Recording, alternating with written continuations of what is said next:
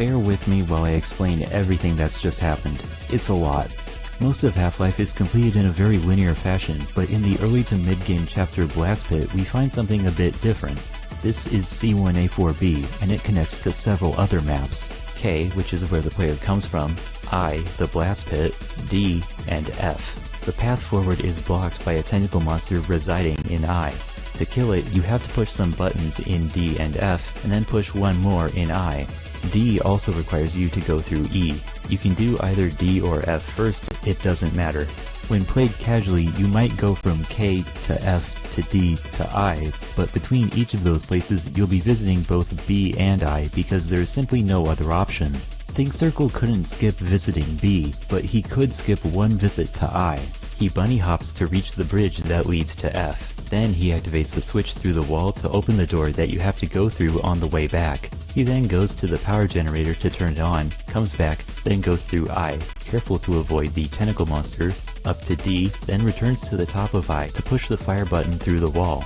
This saves him the trip of having to go to the intended side of the wall and then traveling back to the main chamber to go through the exit at the bottom.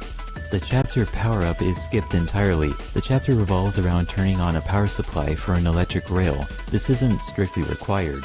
The exit to the next chapter can be reached simply by climbing over this barricade.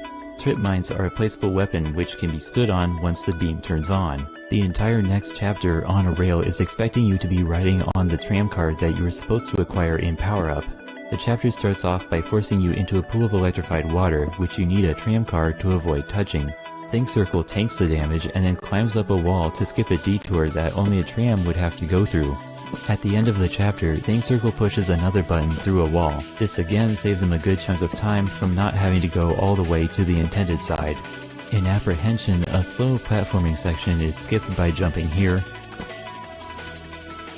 In Questionable Ethics, he picks up the Gauss gun, a gun which is capable of firing a charged shot which causes significant recoil and knocks the user backwards. ThinkCircle uses this fact to travel very quickly in certain areas. This trick would become known as Gauss boosting.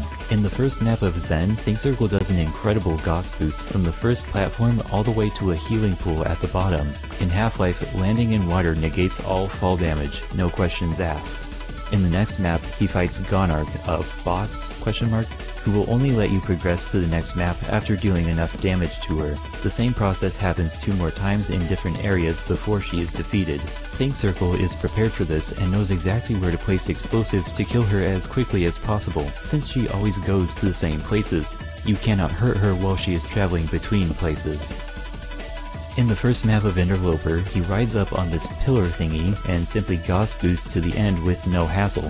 He doesn't do this from the ground because the Gauss gun cannot boost you vertically. After a few more levels that are not too notable, he arrives at the final boss, Nilanth. Nilanth absorbs health from the orange energy balls orbiting him. He can gain more energy balls from 3 crystals which can be destroyed. Once Nilanth's health is low enough, a convoluted sort of timer begins counting until his head opens up, which must be hit in order to kill him. The timer goes faster the lower his health is. The time ends at the end of Nilanth's death animation. The length of the animation is around 24 seconds, but can vary in either direction by over 1 second. This run was what is called a segmented run, which means the runner completed a segment of the game to their liking after attempting it several times and only going forward using their favorite segment of gameplay. The failed attempts are cut out to produce a flawless video. Yes, this is technically the same thing as splicing a run, but it's okay to do as long as you aren't lying about the nature of the run. The run was done in 42 segments. Speed Demos Archive added on half a second to the final time for each segment after the first, partly because every time a loading screen appears in the game has already been progressing for a fraction of a second before the screen begins showing gameplay, and partly to discourage runners from segmenting too heavily. This led to a final time of 56:09 by SDA rules, though with modern timing rules it would be a 55:18, due to the lack of a segmenting time penalty and because the time now ends when Nilanth's death animation starts instead of ends. Understand I couldn't care less what SDA thinks, but if you want to look up these runs, you will have to look for the time as it was given on SDA. There were also some loading screens that were accidentally left in the video and some footage at the start was missing, and the time estimated by me accounts for that. Runners of the time recorded their runs to demo files, which were recordings of the events that happened in the game. A demo file can be played back inside the game to see the events in perfect quality. Demos are still used today to verify that runs are legitimate. Demos in Half-Life had some technical difficulties which may have contributed to a lack of early runs. An important part of Half-Life's movement was a technique called bunny hopping. When in the air, if you press left or right while moving your mouse in the same direction, you gradually gain speed. In order for the speed to not be lost due to friction from the ground, you must constantly jump. Think Circle used bunny hopping, but only in very obvious places like long hallways or when a strat demanded it. You can bet a guy named Dopefish would implement it proper.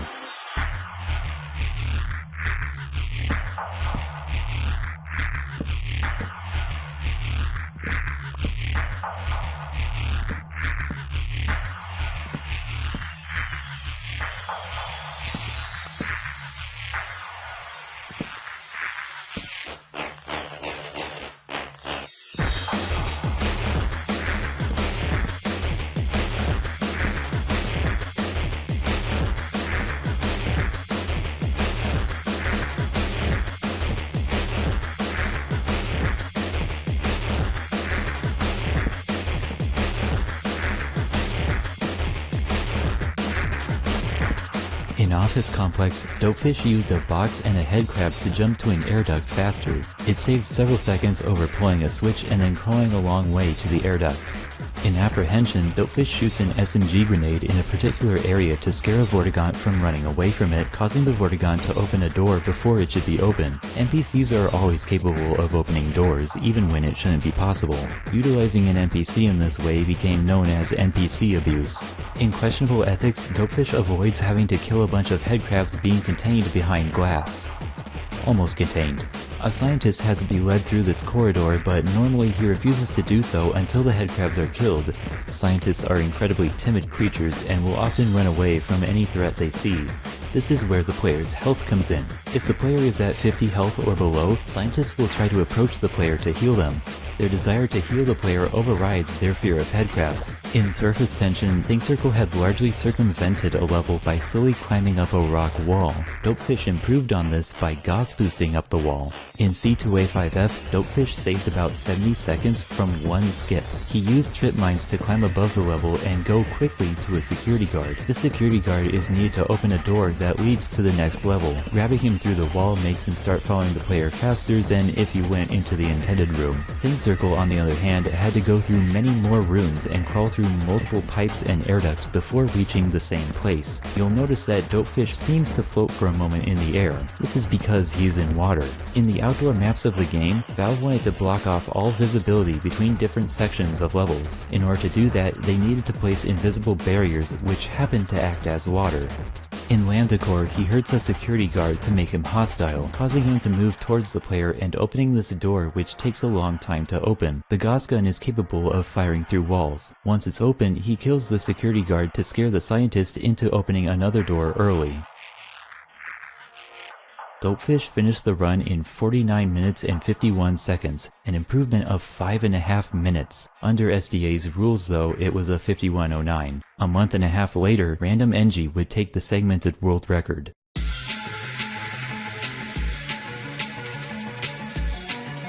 RandomNG saved time in anomalous materials by pushing a scientist over to a door to open it before their dialogue had finished. He also pushed these two scientists closer to their eye scanners so they would spend less time walking over to them so they would open the door to the test chamber sooner. He saves time at the start of Unforeseen Consequences by jumping onto a Vortigaunt and then getting hit by it. The lightning attack pushes him with enough force to make it up to this window, skipping a decent chunk of the level. Now, normally this Vortigaunt isn't here. It appears briefly in the previous map and then disappears, but if it lands on the cart, it will stay. During the equipment malfunctioning sequence, the player gets teleported to and from the test chamber on 2 occasions. When the player gets teleported back after the second time, they end up right next to the Vortigaunt. This is bad because the Vortigaunt will usually immediately attack and then realize he's not supposed to be floating in the air. To make the trick actually feasible, RandomNG avoids getting teleported by pushing a scientist into the path of this door before it closes. As long as you remain in this room, you won't get teleported. You can go back into the chamber at any time once the teleporting is finished. When going onto the elevator that leads to Office Complex, RandomNG hits the button from inside the elevator from the opposite side of the wall, making the next map load while he's not in the elevator. He then grabs the scientist through the doors, causing it to follow him, which leads to it opening a door early. Normally you have to crawl through an air duct to open it. The door is important because in that other room is a switch that turns off an electrical rod that's blocking your path. He skips C1A2C by pushing a security guard into this door so he opens it from the wrong side. Skipping entire levels is obviously a massive time save, but it's particularly helpful to skip C1A2C because that map requires a ton of crawling. If you thought that was neat, here's what everyone calls the "We've Got Hostiles" skip. RandomNG gets this scientist to follow him, pushes him into this door to open it, and then kills him in the doorway so that the door can't close, and then pushes this button which opens the door to Blast Pit, skipping the entire chapter of We've Got Hostiles. In the last room of Blast Pit, there are tons of boxes with supplies. RandomNG throws a grenade to break them, then bunny hops over to Power Up, does the skip like usual, and then picks up the stuff that came out of the boxes. C1A4J and C2A1 have a small overlapping area. For most kinds of objects, if they're in that overlapping area when the map changes, then they'll be brought over into the next map. Pickups are one kind of object that can be transferred between maps. The boxes they come from, though, are not. In Questionable Ethics, he presses a button through a wall to open the door from the other side. This allows him to reach the scientists early. The alternative is to go through C2A4F, press 5 buttons, and then wait for a laser to cut a hole through a wall. He does still go to C2A4F to pick up the Gauss gun. He lost some time immediately after this because he took the time to kill the headcrabs that Dopefish was able to avoid killing due to his health. Apparently no one knew that it was Dopefish's health that caused the scientists to behave so well. In Surface Tension, he saved a lot of time by not going to the big armory in C2A5E. The drawback of skipping it is that he had to use this console to call in an airstrike to break a hatch open as opposed to using satchel charges. In C2A5F, he replaces Dopefish's trip mines with snarks. In Forget About Freeman, he does the same elevator trick that he did in Office Complex. In Lambda Core, you're supposed to pull 2 switches on opposite ends of C3A2A so you can make the water rise in C3A2B so you can climb on a ladder to progress. RandomNG skips this by boosting himself with a grenade. You should know that when you get pushed by damage, the strongest force is received when you don't have any suit power because damage absorbed by the HEV suit imparts no force. RandomNG skips C3A2F with another snark. In Interloper, he shoots a Hornet from the Hornet gun at an elevator. Hornet projectiles have a strange property that lets them change the direction of moving things by simply touching them. Making the elevator move in reverse at this moment changes its timing so that it lands at the bottom of its path right as another elevator reaches the same altitude. RandomNG finished the run in 45 minutes and 14 seconds, reported as a 45:45 on SDA. It's quite common for records that were set after finding new strats to be lacking in other areas because saving time in one place lowers the importance of every other part of a run. In almost every map where RandomNG doesn't have a new skip, he's losing multiple seconds to Dopefish. The skips more than made up for it though, and many of them are still in use today. For most of those skips, RandomNG credited Spider Waffle. In September of 2004, Spider Waffle was the one who achieved this run. It's just over an hour, it has mistakes, it has some hesitation, it used very safe routing, and there's not really any strats to learn from it, but it was different in one big way. All of the runs we've talked about so far have been segmented. There are 2 other broad types of runs: single segment, where the game is completed all in one go without loading any saves, even if you die, and single segment with resets, which is still completing the game in one sitting but allowing saves to be loaded. Most people nowadays call it RTA, short for real-time attack, or just regular speedrunning.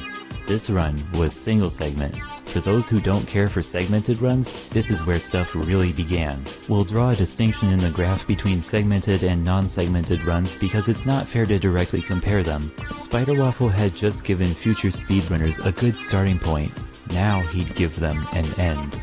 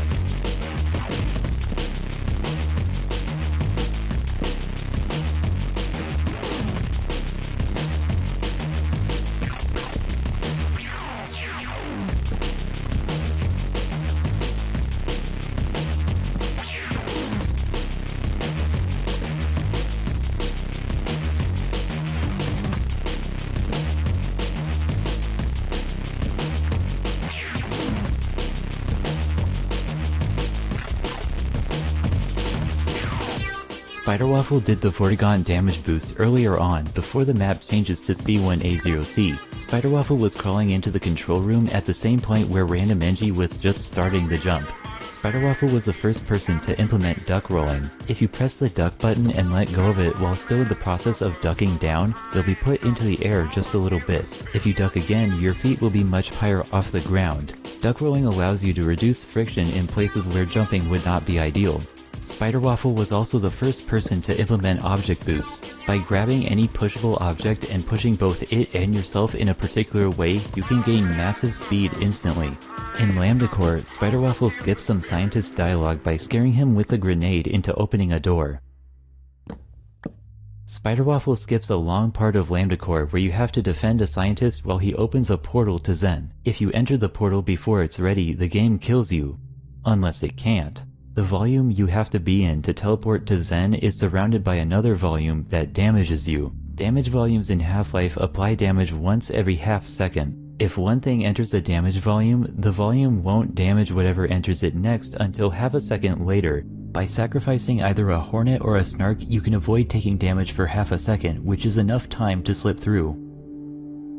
In Gonarch's lair, he skips the third phase of the boss fight by manually blowing open the hole to the exit, thereby skipping the best cutscene in gaming.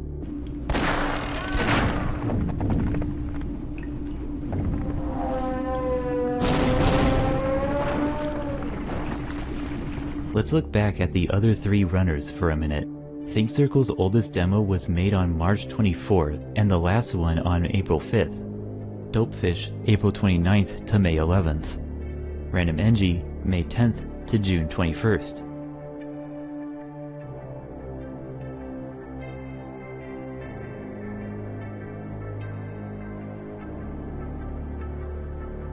Spider Waffle might not have been the very first Half-Life speedrunner, but he was its first legend. Spider Waffle was in general a beast of a speedrunner in his time, and had world records in other games as well. This run had a few things that made it different. This run was done on an older version of the game that didn't have a speed limit applied to bunny hopping. The version that everyone else used is called the Steam version. The version Spider Waffle used was called the WAN version, named after World Opponent Network, an online store that used to sell Half-Life. The WAN version allowed you to bunny hop at any speed, while the Steam version would slow you down if you were moving too fast. The Steam version did have one major advantage though. It let you keep recording demos through loading screens, which was both easier to work with and meant you could have less time penalties on SDA. Second, the run used scripts. Scripts are strings of multiple console commands executed one after the other to make certain tasks easier, or in some instances, possible at all. Scripts could only exist due to the game's console, which allows players a great deal of control over how the game works, including cheats such as God Mode and No Clip. Most of the time, game developers take consoles out of public releases of their games either because they don't want to bother ensuring it can't be used to cheat in multiplayer, or they just hate fun. Plenty of games have a screen for entering cheat codes, but those are nowhere near as powerful as a console. Just like with segmenting, this was no secret. Spider Waffle's use of them was fairly tame. One script was used to more consistently jump immediately upon hitting the ground. The next best thing would be using the scroll wheel, which just isn't quite as good. The other was designed to point him in the optimal direction for Gauss boosting. Neither of these were strictly necessary for the run, but the goal of segmenting is to eliminate mistakes and produce high-quality gameplay, so you may as well streamline the process. This is the only scripted run this video will feature.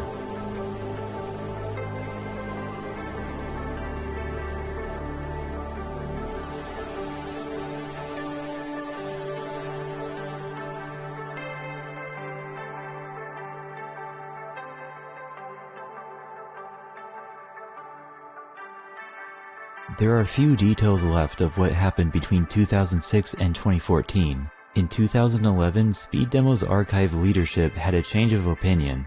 SDA had allowed scripts in Quake runs as early as 2002. Some scripts were totally benign, but others were more sketchy, and they simply couldn't definitively decide what counted as going too far, so they operated on a ask us if you feel like you need to basis. Now, they had decided to completely ban them. Several Half-Life and Portal runs were deemed invalid and removed. Spider Waffles was of course included, and so SDA put Random NG's run back up.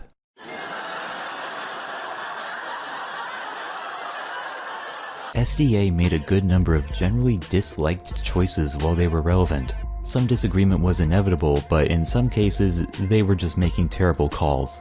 I'd like to quote Radix, the site's founder.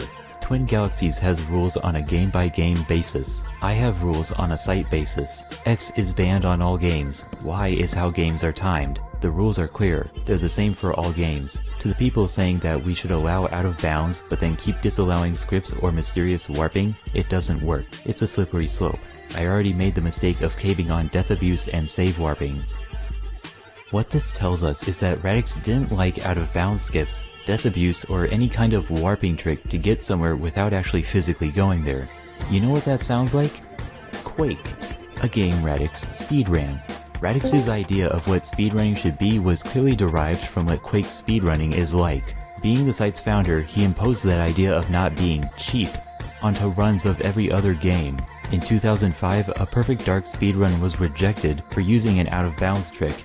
This was the response. We come from TheElite.net, and TheElite.net uses the best, most recent strats. We're not going to revert to an obsolete, less impressive, slower strategy to please someone. You'll have to accept this style of Perfect Dark run, or there simply won't be any. SDA's prevalence only matched their technical necessity. As more people took on the difficulties of maintaining their own communities so they could run their games how they wanted to, SDA became irrelevant. Here's a new word for you, Hotblind: cope. There are no videos, but we can find records of a few times on Speedruns Live, a site that hosts races between speedrunners. Quadrazid had a 49:33 in September 2011, followed by a 45:14 4 days later. Funny how that works out. These were very likely not world records, but this at least gives us an idea of what times existed in that period. In January of 2012, Half-Life would get run at the charity event Awesome Games Done Quick by a runner named Drugi. The run used a decent amount of tricks, but not all the ones Spiderwaffle used. It was more like Random NG's run. Drugi starts off doing the Vortigaunt jump. He casually drops an interesting statement about the trick. I forgot who originally had it in their run. It was on one of the SDA runs. We don't know what run that would be. In residue processing, Drugi duck-rolled into this river, causing him to rapidly enter and exit the current in this bit of water, which gave a lot of speed. In surface tension, Drugi uses the infinite health door